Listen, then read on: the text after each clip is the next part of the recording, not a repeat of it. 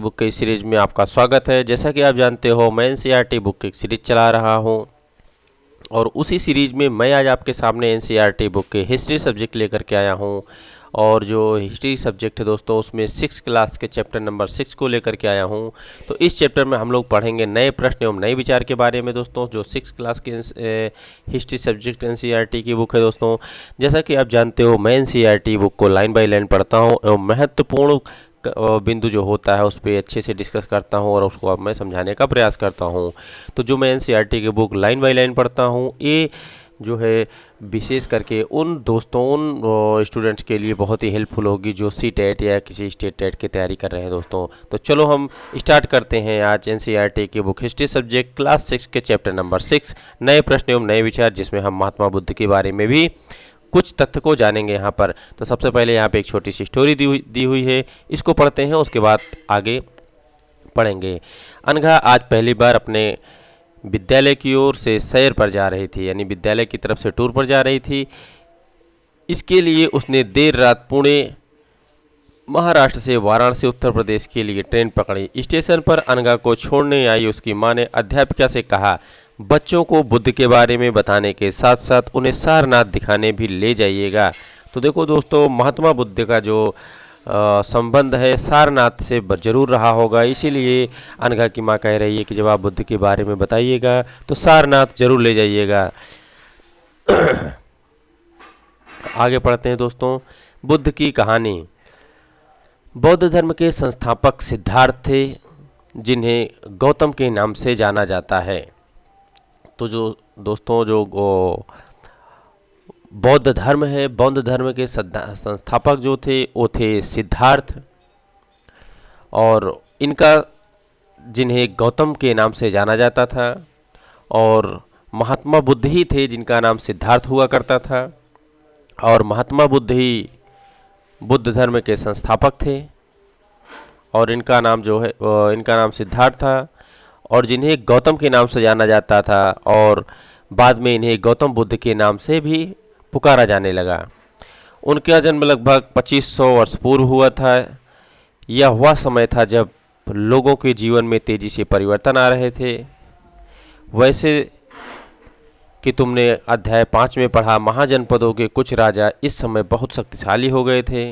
हजारों सालों के बाद से फिर नगर उभर रहे थे। गांवों के जीवन में भी बदलाव आ रहा था। बहुत से विचारक इस परिवर्तन को समझने का प्रयास कर रहे थे। वे जीवन के सच्चे अर्थ को जानना चाहते थे। तो आप देख रहे हो दोस्तों, उस समय जब महात्मा बुद्ध का जन्म हुआ था, उस समय कितने तरीके के बदलाव आ रहे थे। हर कोई या कुछ लोग जो है उनके बारे में अध्ययन करना चाहते थे। और जो बौद्ध धर्म है, बौद्ध धर्म के संस्थापक महात्मा बुद्ध को ही माना जाता है, जो सिद्धार्थ के नाम से जाने जाते थे, जिनका बचपन का नाम सिद्धार्थ था, और इन्हें गौतम के नाम से भी जाना जाता था, इसीलिए इन्हें गौतम बुद्ध कहा जाता है। आगे देखते हैं। बुद्ध क्षत्रिय थे तथा शाक्य नामक एक छोटे से गढ़ से संबंधित थे। तो जो महात्मा बुद्ध थे दोस्तों, वो क्षत्रिय धर्म से थे और एक शाक्य नाम के छोटे से गणराज्य में रहते थे, और जो उनका उस क्षेत्र से संबंध था। युवावस्था में ही ज्ञान की खोज में उन्होंने घर के सुखों को छोड़ दिया। तो देखो दोस्तों, युवावस्था में छोड़ दिया। इस अवस्था में बचपन की अवस्था होती है, इस अवस्था में लोग खेलने कूदने में अपना समय बिताते हैं। उसी समय ये ज्ञान की खोज में अपना घर बार छोड़कर बाहर निकल गए। अनेक वर्षों तक ये भ्रमण करते रहे तथा अन्य विचारकों से मिलकर चर्चा करते रहे। अंततः ज्ञान प्राप्ति के लिए उन्होंने स्वयं ही रास्ता ढूंढ निकालने का निश्चय किया। इसके लिए उन्होंने बोधगया, जो बिहार में पड़ता है, गया स्थान बोधगया बिहार में एक पीपल के पेड़ के नीचे कई दिनों तक तपस्या की। तो आप देख रहे हैं यहाँ पर बिहार में एक जगह है बोधगया, वहाँ पर पीपल के पेड़ के नीचे बैठकर इन्होंने कई दिनों तक तपस्या की। अंततः उन्हें ज्ञान प्राप्त हुआ। ज्ञान प्राप्ति के बाद इसके बाद से वे बुद्ध के रूप में जाने लगे।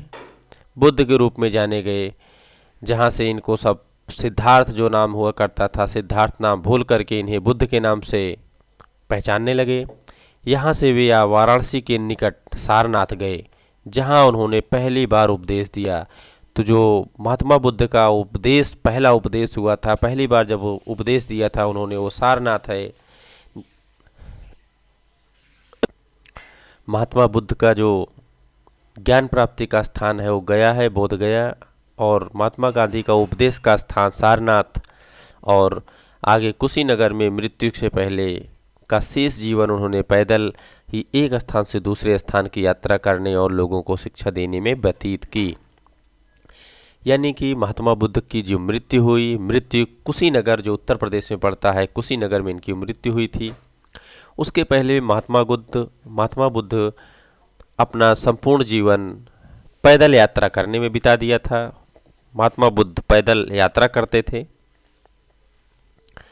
आगे देखते हैं, बुद्ध ने शिक्षा दी कि यह जीवन कष्टों और दुखों से भरा हुआ है, और ऐसा हमारी इच्छा एवं लालसाओं जो हमेशा पूरी नहीं हो सकती। जैसा कि आप जानते हो, इच्छा कभी खत्म नहीं होती, इच्छा एक पूरी होती तो दूसरी तैयार हो जाती है। तो महात्मा बुद्ध का वही कहना है कि आप हमेशा, आपका जीवन हमेशा कष्टों एवं दुखों से भरा रहता है। उसका कारण यही है कि आपकी इच्छा जो है कभी खत्म नहीं होती। इच्छाएं हमेशा जो है, लालसाएं आपकी हमेशा किसी न किसी के लिए तैयार रहती हैं। कभी कभी हम जो चाहते हैं वह प्राप्त कर लेने के बाद भी संतुष्ट नहीं होते हैं एवं और अधिक वस्तुओं को पाने की इच्छा करने लगते हैं। बुद्ध ने इस लिप्सा को तैहा या तृष्णा कहा है। तो देखो, इस स्थिति को जब आप या कोई भी, जब जिसकी इच्छा पूरी नहीं होती, एक इच्छा पूरी होती है, एक ज़रूरत पूरी होती है, तो दूसरी भी ज़रूरत के लिए दूसरी भी इच्छाएं उसके पनपने लगती हैं।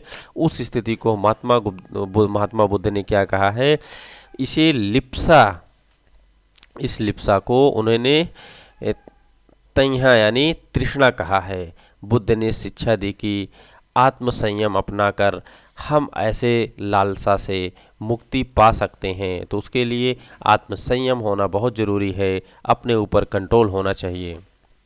उन्होंने लोगों को दयालु होने तथा मनुष्य के साथ साथ जानवरों के जीवन का भी आदर करने की शिक्षा दी।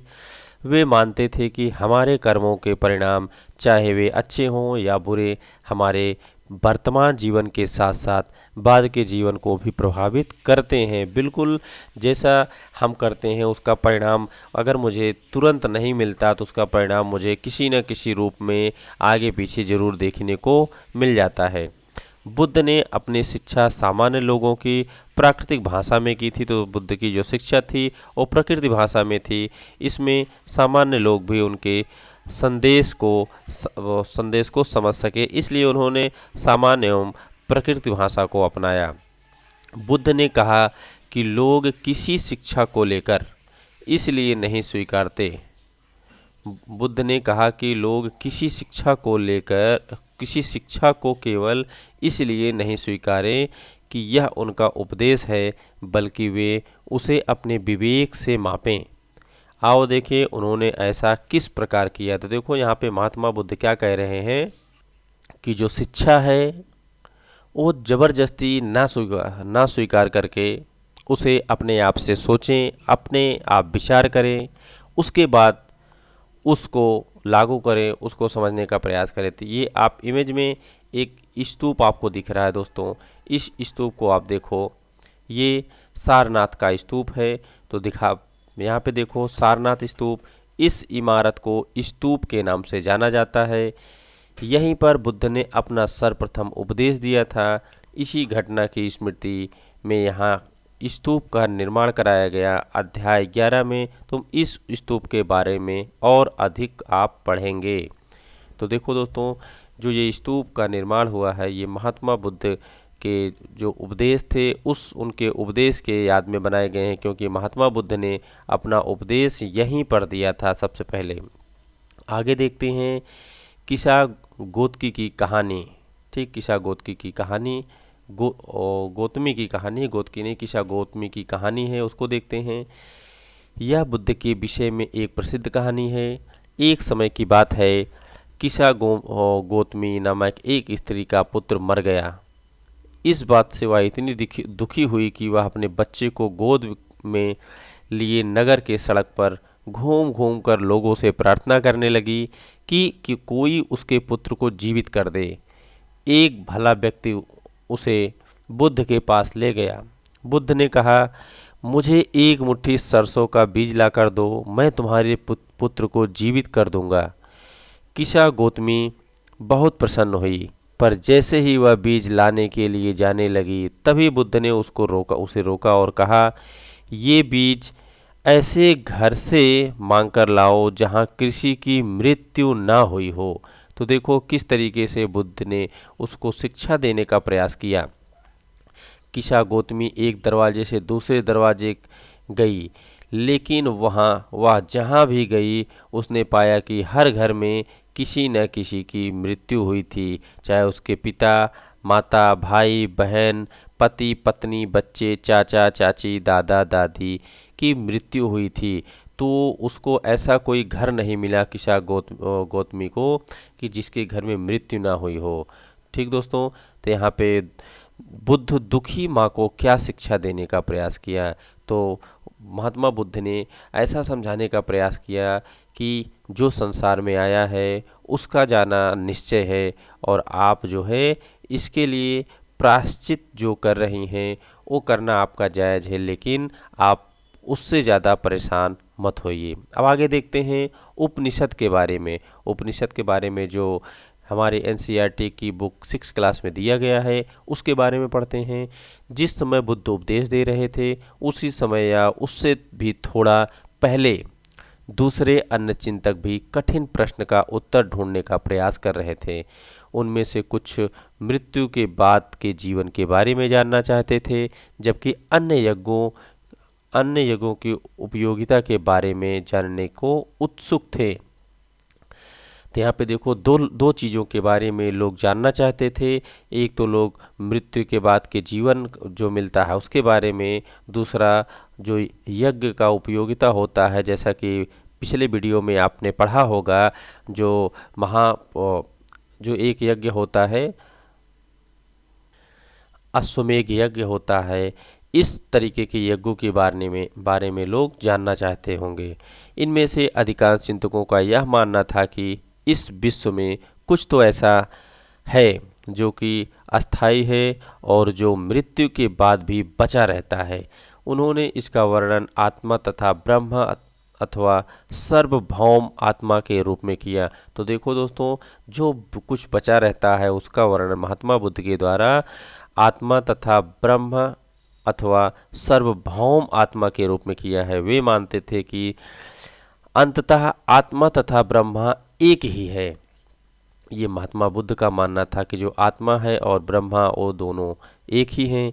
ऐसे कई विचारकों का संकलन उपनिषदों में हुआ। उपनिषद उत्तर वैदिक ग्रंथों का हिस्सा थे। तो देखो उपनिषद दोस्तों, उपनिषद जो थे ये उत्तर वैदिक ग्रंथों के हिस्सा थे। अब उत्तर वैदिक किसे कहते हैं? उत्तर वैदिक ग्रंथ कहे जाते हैं जो ऋग्वेद ग्रंथों के बाद जिन ग्रंथों की रचना हुई थी वो उत्तर वैदिक ग्रंथों की श्रेणी में आते हैं। और उपनिषद जो था ये उत्तर वैदिक ग्रंथों के हिस्से थे। उपनिषद का शाब्दिक अर्थ है गुरु के समीप बैठना। इस ग्रंथों में अध्यापकों और विद्यार्थियों के बीच बातचीत का संकलन किया गया। प्रायः ये विचार सामान्य वार्तालाप के रूप में प्रस्तुत किए गए। आगे देखते हैं दोस्तों, भारतीय दर्शन की 6 पद्धति या 6 दर्शन।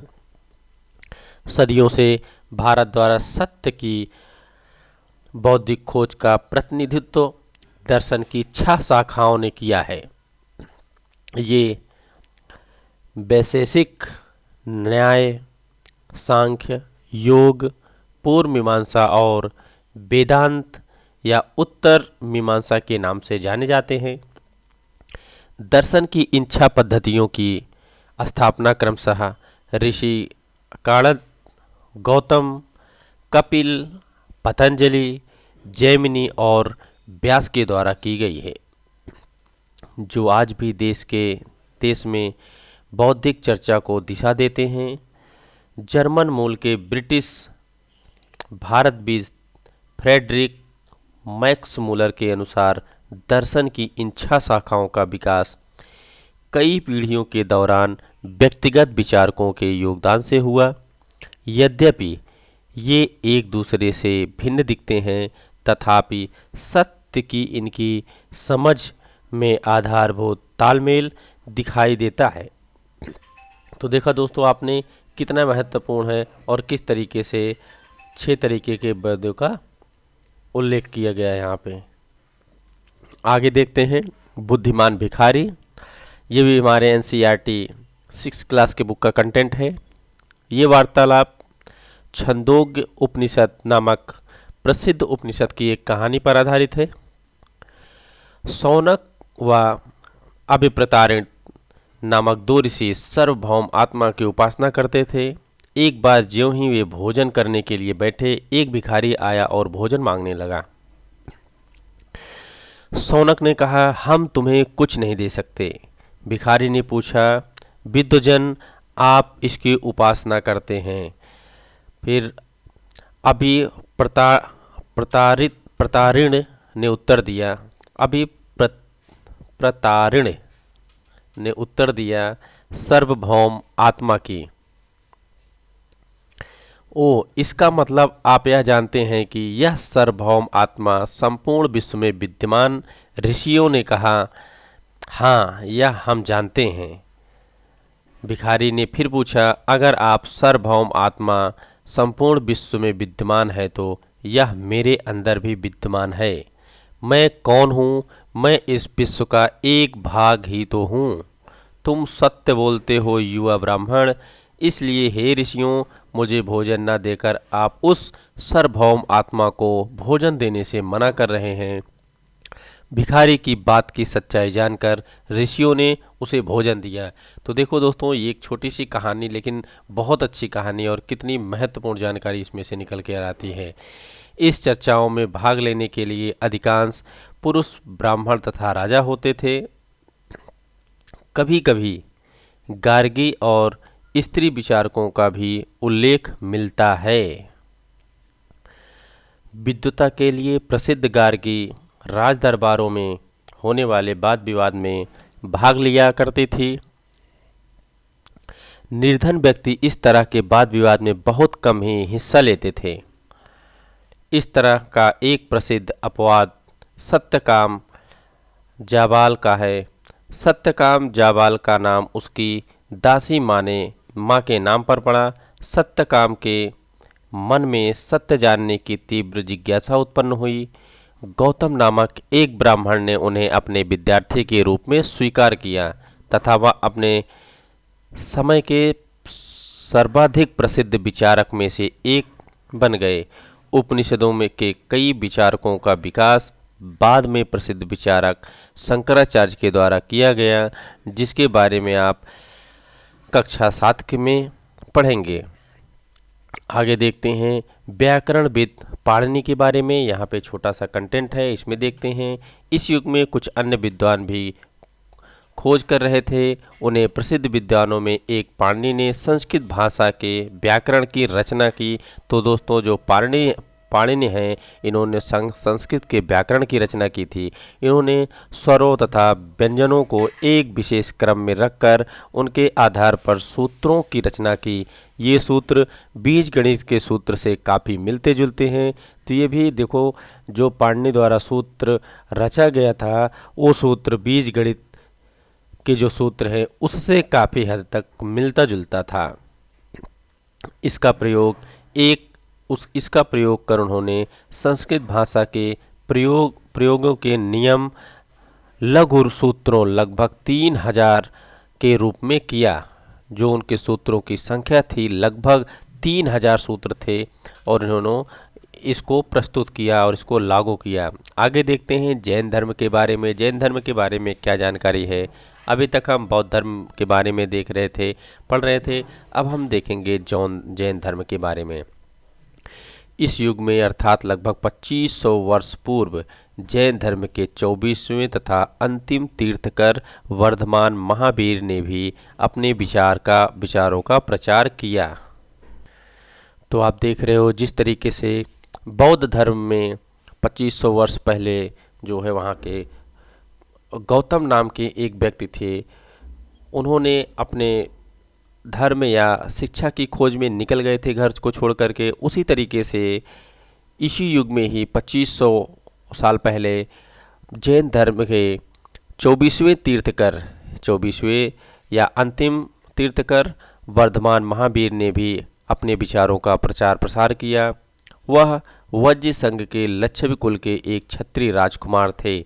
तो दोस्तों आप देख रहे हो वज्र संघ के लच्छवी कुल के एक क्षत्रिय ये भी, और ये क्षत्रिय राजकुमार थे जो है महावीर, वर्धमान महावीर। इस संघ के विषय में तुम अध्याय 5 में पढ़ सकते हो और 5 में आपने पढ़ा भी है। 30 वर्ष की आयु में उन्होंने घर छोड़ दिया और जंगल में रहने लगे। ये बात हो रही है वर्धमान महावीर के बारे में।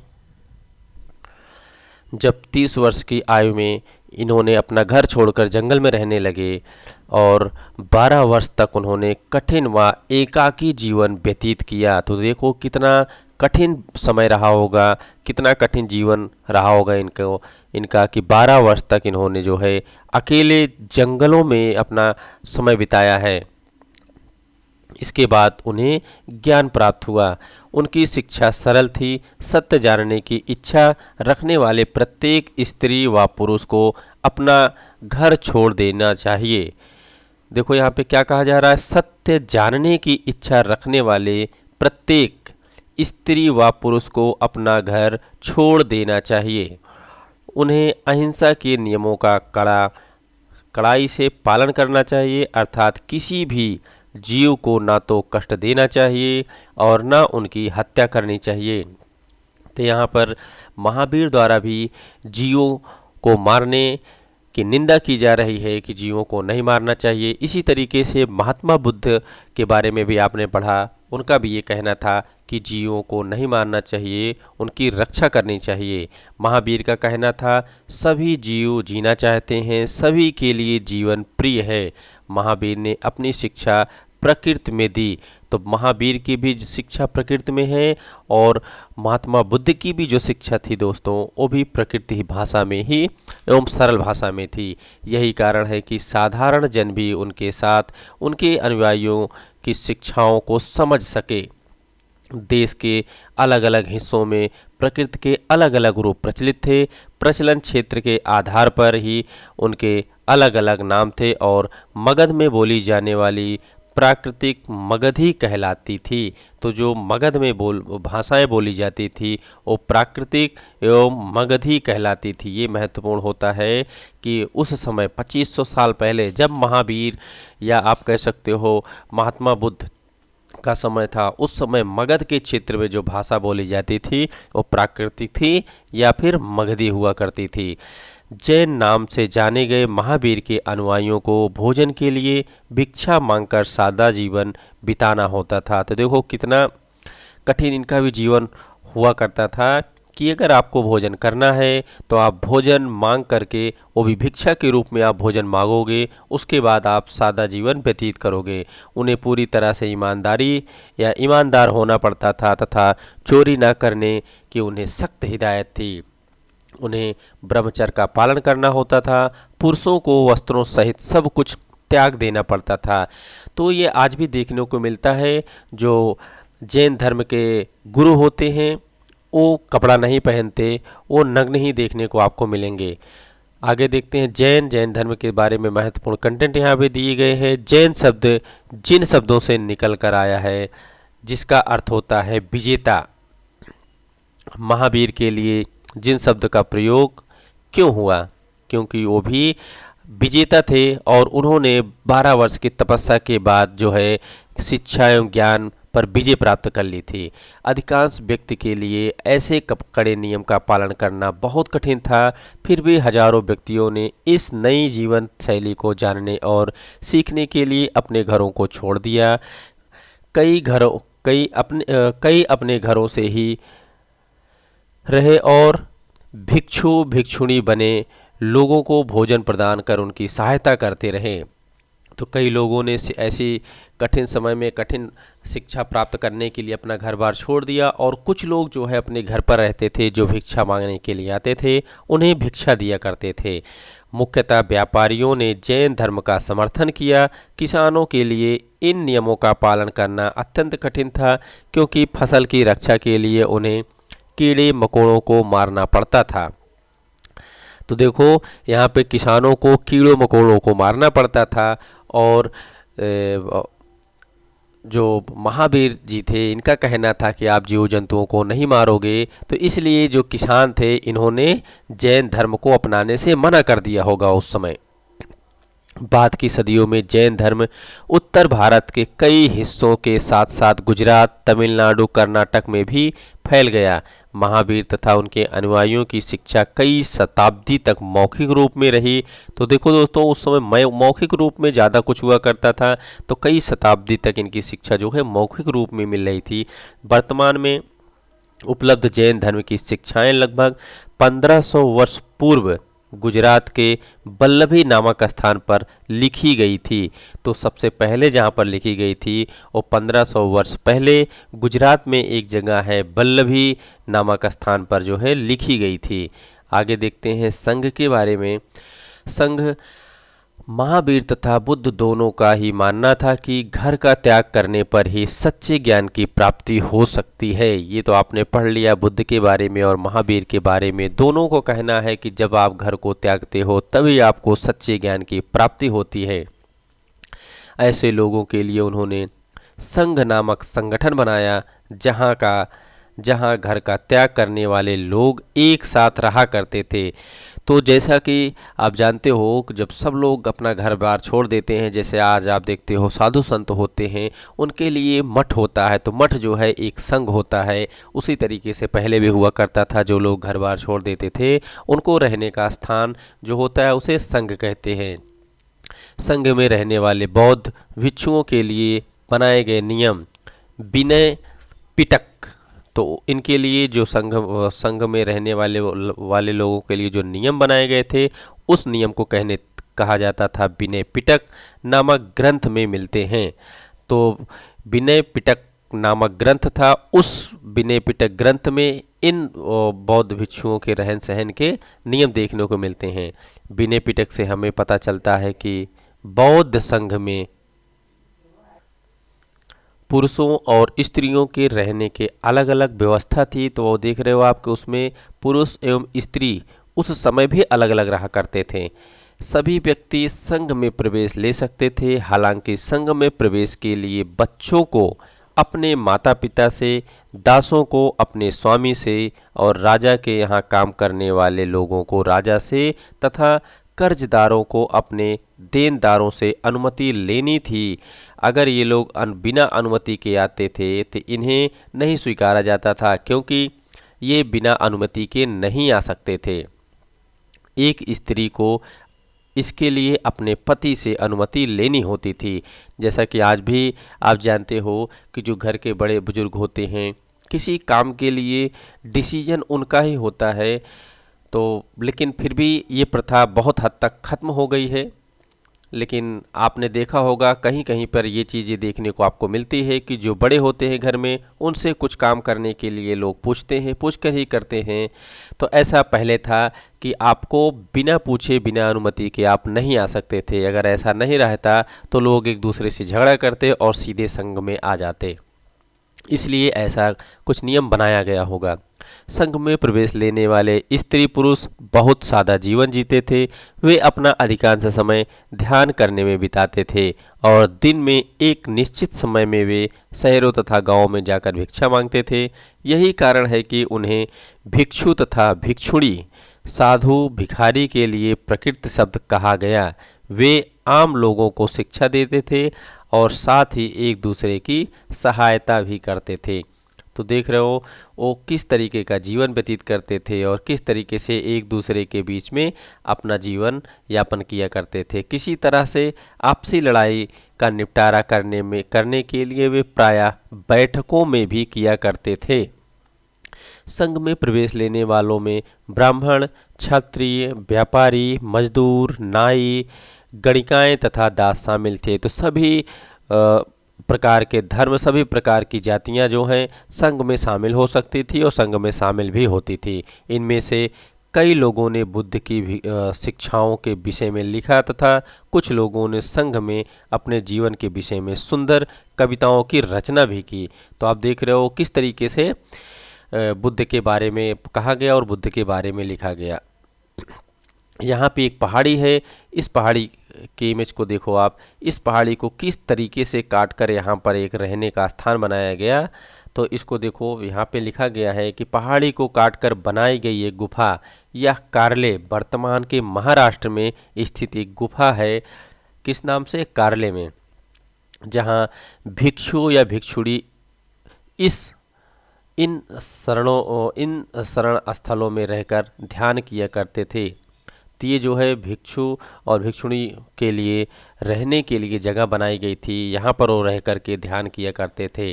अब आगे बिहार के बारे में जानते हैं क्या है महत्वपूर्ण। इस एनसीईआरटी की बुक में जैन तथा बौद्ध भिक्षु पूरे साल एक स्थान से दूसरे स्थान घूमते हुए उपदेश दिया करते थे। केवल वर्षा ऋतु में जब यात्रा करना कठिन हो जाता था तो वे एक स्थान पर ही निवास करते थे। ऐसे समय में अपने अनुयायियों द्वारा उद्यानों में बनवाए गए आवासीय निवासों में अथवा पहाड़ी क्षेत्रों में प्राकृतिक गुफाओं में रहते थे। जैसे जैसे समय बीतता गया भिक्षु और भिक्षुणियों ने स्वयं तथा उनके समर्थकों ने अधिक अस्थायी शरण स्थलों की आवश्यकता का अनुभव किया।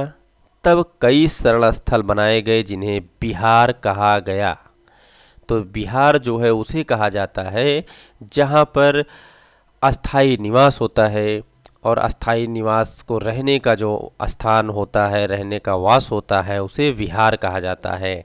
आरंभिक विहार लकड़ी के बनाए गए तथा बाद में इसके निर्माण में ईंट का प्रयोग किया गया। जो प्रारंभ में जो रहने का वास स्थान बनाया गया, विहार बनाया गया, उसे लकड़ी से बनाया गया था, बाद में ईंटों से बनाया गया। यहाँ पे बिहार की बात नहीं हो रही, यहाँ पे विहार की बात हो रही है। जैसे आज जानवरों को लिए देखते हैं वन्य विहार बनाए जाते हैं, उसी तरीके से ये पहले इस तरीके का विहार बनाया जाता था। पश्चिम भारत में विशेषकर कुछ विहार पहाड़ियों को खोदकर बनाए जाते थे। तो पश्चिमी क्षेत्रों में पहाड़ियों की संख्या ज़्यादा है, इस वजह से वहाँ पर पहाड़ियों को काटकर विहार बनाए जाते थे। प्रायः किसी धनी व्यापारी, राजा अथवा भूस्वामी द्वारा दान दी गई भूमि पर विहार का निर्माण होता था।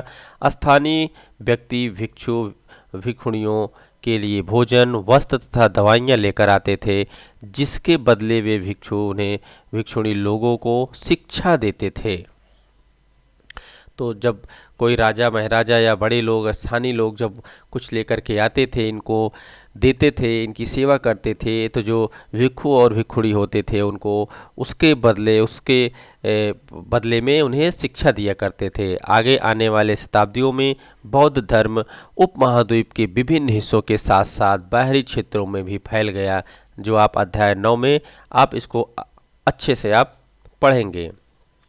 अब यहाँ पे देखते हैं, एक छोटी सी जानकारी दी गई है, एक बौद्ध ग्रंथ से क्या ज्ञात होता है। एक बौद्ध ग्रंथ से क्या ज्ञात होता है, इसके बारे में जानते हैं। जिस तरह महासागरों में मिलने पर नदियों के अलग अलग पहचान समाप्त हो जाती है, ठीक उसी तरह बुद्ध के अनुयायी जब भिक्षुणियों की श्रेणी में प्रवेश लेते हैं तो वे अपना वर्ण, श्रेणी तथा परिवार सब त्याग देते हैं। तो बिल्कुल दोस्तों, जैसा कि इसमें लिखा गया है कि जिस तरीके से महासागर में नदियाँ मिलती हैं तो उनका स्वरूप बिल्कुल बदल जाता है और उसे नहीं पहचान सकते। उसी तरीके से आप जब वो महात्मा बुद्ध की आप श्रेणी में आते हैं, शरण में आते हैं, तो सबका अपना जाति धर्म सब कुछ बदल जाता है, आपका एक समान हो जाते हैं। अब आश्रम व्यवस्था के बारे में पढ़ते हैं कि उस समय की आश्रम व्यवस्था किस तरीके से हुआ करती थी।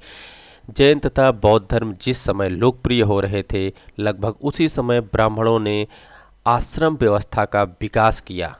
आश्रम व्यवस्था का विकास उसी समय हुआ था जब बौद्ध और जैन धर्म का विकास हो रहा था और ये लोकप्रिय हो रहे थे, इनकी चर्चाएं चारों तरफ फैल रही थी। यहाँ आश्रम शब्द का तात्पर्य लोगों द्वारा रहने तथा ध्यान करने के लिए प्रयोग में आने वाले स्थान से नहीं बल्कि इसका तात्पर्य जीवन की एक चरण से है। ब्रह्मचर्य, गृहस्थ, वनप्रस्थ तथा संन्यास नामक 4 आश्रमों की व्यवस्था की गई। तो देखो दोस्तों, ये 4 प्रकार की आश्रम व्यवस्था हुआ करती थी। ब्रह्मचर्य के अंतर्गत ब्राह्मण, क्षत्रिय तथा वैश्य से यह अपेक्षा की जाती थी कि इन चरणों के दौरान वे सादा जीवन बिताकर वेदों का अध्ययन करेंगे। ये ब्रह्मचर्य आश्रम के अंतर्गत आते थे। उसके बाद गृहस्थ आश्रम आता है। गृहस्थ आश्रम के अंतर्गत उन्हें विवाह कर एक गृहस्थ के रूप में रहना होता था। वानप्रस्थ के अंतर्गत उन्हें जंगल में रहकर साधना करनी पड़ती थी। अंततः उन्हें सब कुछ त्याग कर सन्यासी बन जाना पड़ता था। तो अलग अलग उम्र में अलग अलग आश्रम में आपको रहना होता था। आश्रम व्यवस्था ने लोगों को जीवन जीने का कुछ हिस्सा ध्यान में लगाने पर बल दिया। प्रायः स्त्रियों को वेद पढ़ने की अनुमति नहीं थी। ये देखो दोस्तों, यहाँ पर लिखा गया है कि उस समय भी स्त्रियों को वेद पढ़ने की अनुमति नहीं थी और उन्हें अपने पतियों द्वारा पालन किए जाने वाले आश्रमों का अनुसरण करना होता था। तो ये आश्रम की चर्चा है। आश्रम 4 प्रकार के आश्रम की बात की गई है और किस आश्रम में क्या काम किया जाता था, किस तरीके का होता था, उसकी चर्चा की गई है। और उस समय जो होता था उसमें स्त्रियों को वेद पढ़ने की अनुमति नहीं हुआ करती थी। आगे देखते हैं अन्यत्र के बारे में। अन्यत्र में क्या है? एटलस में ईरान ढूंढो। ईरान दोस्तों जो आज वर्तमान भारत के पश्चिमी क्षेत्र में है। जरथुस्त्र एक ईरानी पैगंबर थे। जरथुस्त्र जो थे एक ईरानी पैगंबर थे। उनकी शिक्षाओं का संकलन जेंद अवेस्ता नामक ग्रंथ से मिलता है। जेंद अवेस्ता की भाषा तथा उनके वर्णित रीति रिवाज वेदों की भाषा और रीति रिवाजों से काफ़ी मिलते जुलते हैं। तो देखो दोस्तों, जो भारत के वेद हैं, वेद की भाषाएं हैं, उनके रीति रिवाजों से कुछ हद तक मिलजुल रही हैं। जरथुस्त्र की मूल शिक्षा का सूत्र है सद्विचार, सद्वचन तथा सत्कार्य। हे ईश्वर, बल, सत्य प्रधानता एवं सद्विचार प्रदान कीजिए, जिनके जरिए हम शांति बना सकें।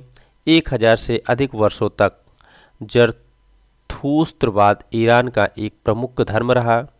बाद में इसका जरथुस्त्रवादी ईरानी से आकर गुजरात और महाराष्ट्र के तटीय नगरों में बस गए। ये लोग ही आज के पारसियों के पूर्वज हैं। तो देखो दोस्तों, पहले ये काफ़ी समय तक ईरान में ये धर्म चलता रहा। बाद में ये लोग वहाँ से आकर के भारत के गुजरात में बस गए और गुजरात में जब आकर के बस गए तो आज वहाँ के उनके पारसियों के पूर्वज हैं।